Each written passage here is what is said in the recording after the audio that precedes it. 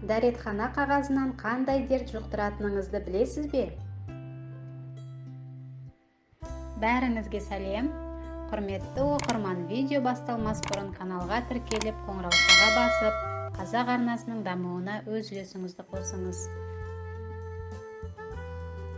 Әдетте әжетханаға кіргенде, онда әжетхана қағазы болмаса, ашуланатыныңыз анық. Бірақ оған қуану керектігін айтсақ, түсінер ме едіңіз? Дамыған елдердің бәрінде дерлік бүгінде әжетхана қағазы қолданылмайды. Оның орнына биде, унитаздың қасында немесе бірге орнатылатын жыныс мүшелерін жууға арналған арнайы шашпа суы бар кішігірім ванна қолданылады. Оған не себеп?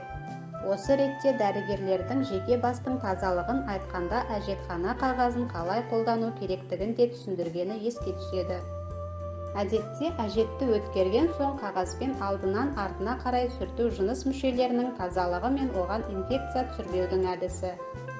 Салауатты өмір салты мен қоғамдық денсаулықты сақтаудың кішкентай ғана бір бөлшегі ретінде әжетхана қағазынан қандай қауіп төнетінін айтып өтпекпіз.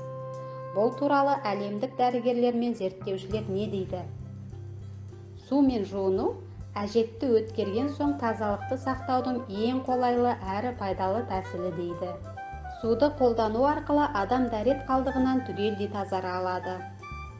Ал қағаз мұндай қажеттілікті толықтай өтей алмайды. Әжетхана қағазы тек қана жуынып болған соң құрғату үрдісі үшін қажет. Сондай-ақ шетелдік эксперттер әжетхана қағазының орнына балаларға арналған ылғалды майлықты қолдануға кеңес береді.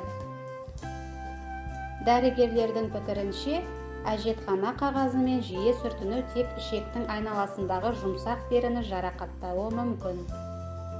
Қағаздың жарақаттайтыны және дәреттің құрамындағы зиянды заттар оған түсіп, бөртпе және басқа да жағымсыз жайттарға ұласуы мүмкін. Сонымен қатар, түбегейлі тазартылмаған соң бактериялар көбейіп, ол жыныс мүшелеріне еніп кетуі де ғажап емес.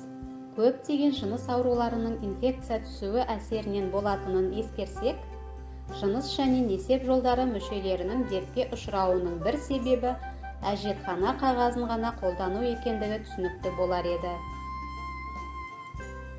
Әрине, әжетхана қағазының сапасына келгенде әңгіме басқа. Бұл жерде де түрлі қағаз қалдықтарынан өңделіп жасалған қағаздардың денсаулыққа қаупі көп екені белгілі.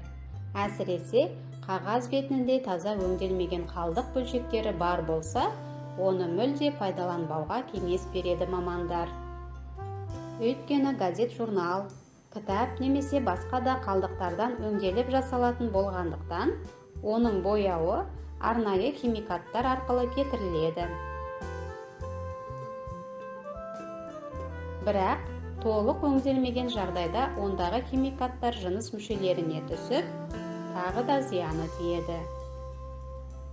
Әсіресе, хлор мен мырышпен өңделетін қағаздардың денсаулыққа зияндығы көп анықталған. Денсаулыққа мән берсеңіз, әжетхана қағазының ешқандай өңдеусіз, таза, табиғи түрдегі қағаздан жасалғанын таңдаған дұрыс. Әлбетте олар қымбат тұрады. Мүмкін болғанынша, үлкен дәреттен соң жуынған мейлінше денсаулықты сақтауға кепілдік береді. Достар, видео ұнаған болса лайк басып, каналға тіркеліп пікіріңізді қалдыра отырыңыз.